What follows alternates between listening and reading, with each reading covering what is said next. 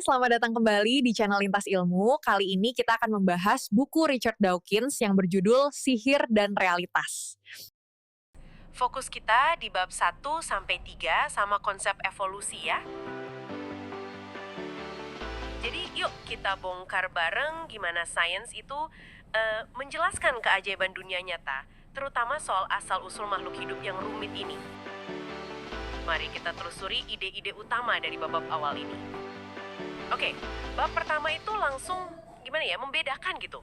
Ada sihir dongeng, kayak katak jadi pangeran, sama sihir di dunia nyata. Dawkins pakai contoh bagus sih. Anda nggak bisa kan ngocok tumpukan onderdil mobil terus tiba-tiba jadi mobil utuh? Ya nggak mungkin lah, nol kemungkinannya. Tapi ini jadi pertanyaan. Nah, itu dia.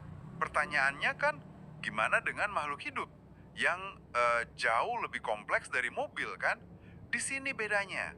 Kehidupan itu nggak muncul simsalabim, tapi lewat proses yang luar biasa kuat, pelan-pelan, selama miliaran tahun. Namanya evolusi. Dan intinya itu bukan cuma, itu terjadi. Tapi gimana proses yang kayaknya nggak punya arah, ini bisa menghasilkan kerumitan yang seolah dirancang. Tepat sekali. Bukan sulap pakai tongkat sihir. Buku ini pakai analogi pembiakan selektif, kayak petani milih sapi perah terbaik gitu kan. Tapi lompatan berpikirnya Darwin itu, dia sadar kalau alam juga melakukan pemilihan serupa, otomatis gitu, tanpa ada yang milih secara sadar. Ini dia, seleksi alam. Betul, betul. Jadi individu yang punya variasi acak, terus kebetulan variasinya itu pas banget sama lingkungan waktu itu. Misalnya, bisa lari lebih kencang buat hindari pemangsa, ya dia cenderung selamat dan bisa punya keturunan. Ciri itu diwariskan deh. Ini bukan soal jadi sempurna, tapi lebih ke cukup oke lah buat bertahan ke generasi selanjutnya.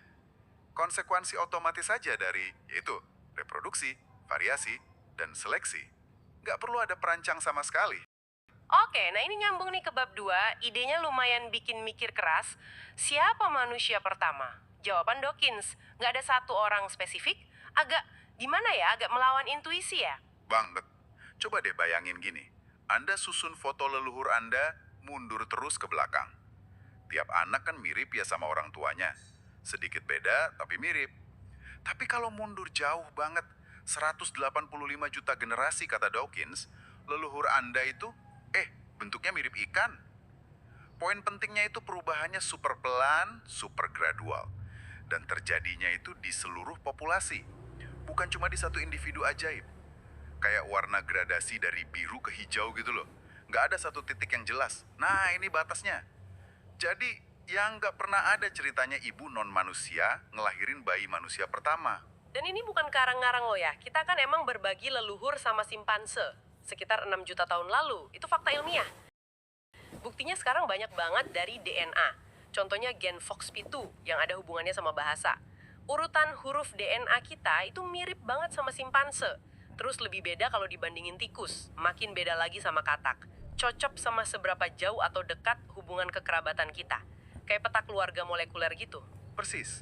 Persamaan sama perbedaan di kode genetik itu ya kayak catatan sejarah evolusi udah tertulis di dalam sel kita masing-masing.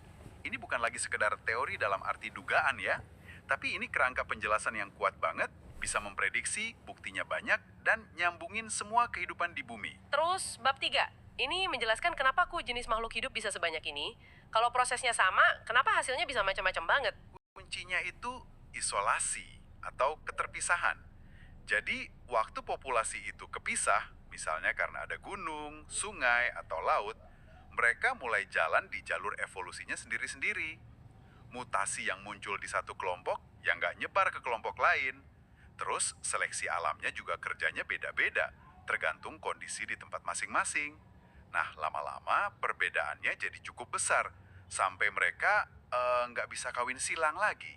Jadilah spesies baru. Oh, jadi mirip kayak bahasa ya? Awalnya mungkin satu bahasa induk, terus karena kepisah secara geografis, muncul dialek-dialek. Lama-lama jadi bahasa beda yang ya nggak saling ngerti lagi. Kayak bahasa Jerman sama Belanda gitu. Dari akar yang sama kan? Jadi evolusi ini bikin pohon kehidupan yang cabangnya nambah terus. Benar sekali.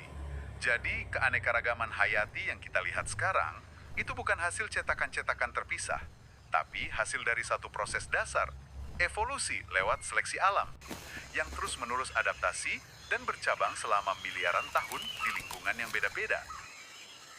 Jadi kalau dirangkum dari bab-bab awal ini ya, sains itu ngasih penjelasan yang kuat, elegan lah buat kerumitan hidup.